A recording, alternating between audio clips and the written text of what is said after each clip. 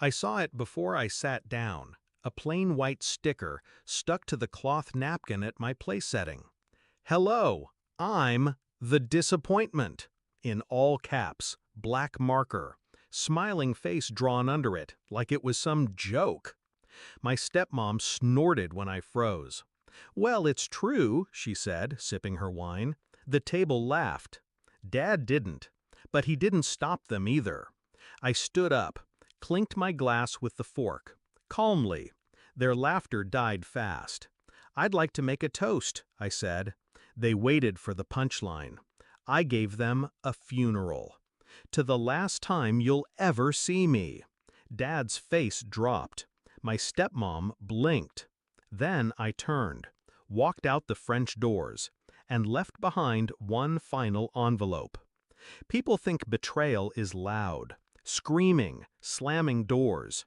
They don't understand the quiet, how silence cuts sharper when it comes from someone you once tried to love. Dad wasn't always like this. Before her, we used to build tree houses and eat grilled cheese at midnight. He called me Champ back then. I started losing him the year Mom died. I lost him completely the day he married her. Tracy, my stepmother. Fake tan, real cruelty. The kind that always hides behind a laugh. At first, she was polite. Too polite. Then the small cuts began. You still livin' there? Still figuring life out? Then came the whispers at parties. He never really got over the phase thing. You know how sensitive that one is. I'd walk into a room and watch conversations fall off cliffs. Dad never defended me, never noticed. Or maybe he did, and just didn't care enough to stop it. I stayed quiet for 3 years. Sat through dinners where I was ignored. Holidays where my name was an afterthought on the gift tags. Then, last Christmas, I found a folder on Tracy's laptop.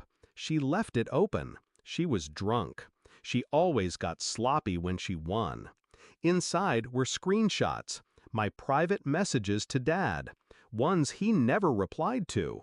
She had forwarded them to herself, labeled the folder Exhibit A, Drama Queen. She mocked my grief, mocked the way I'd tried to stay close.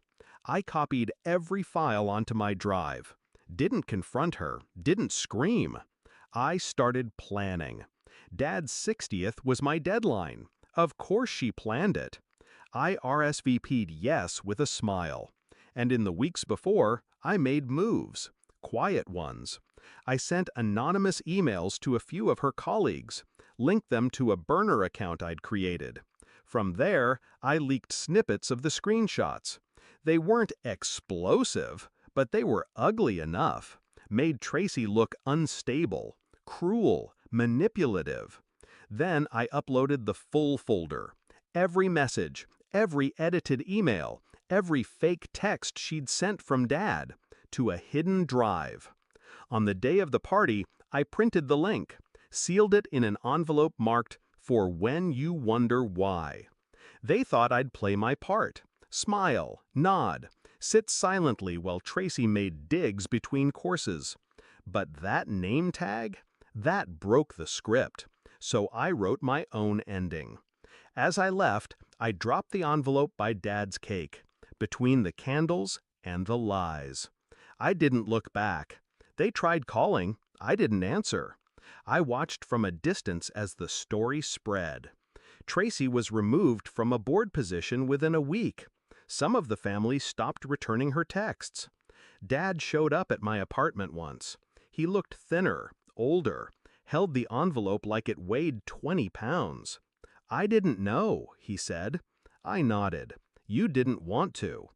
He stood there for a long time, waiting for something. Forgiveness, maybe? Closure. I closed the door instead. I wasn't cruel. I was clear. I didn't want revenge. I wanted release. And I got it. They still talk about that party. How I made a toast that shattered a room. How I walked out without raising my voice. Sometimes silence makes the loudest exit. I don't need their regret. I just needed them to remember. The disappointment they dismissed was the one who finally left the table and flipped it on the way out. Word count 947. Let me know if you'd like to explore a post-revenge confrontation, if Dad ever gets his chance to change, or if Tracy tries to retaliate.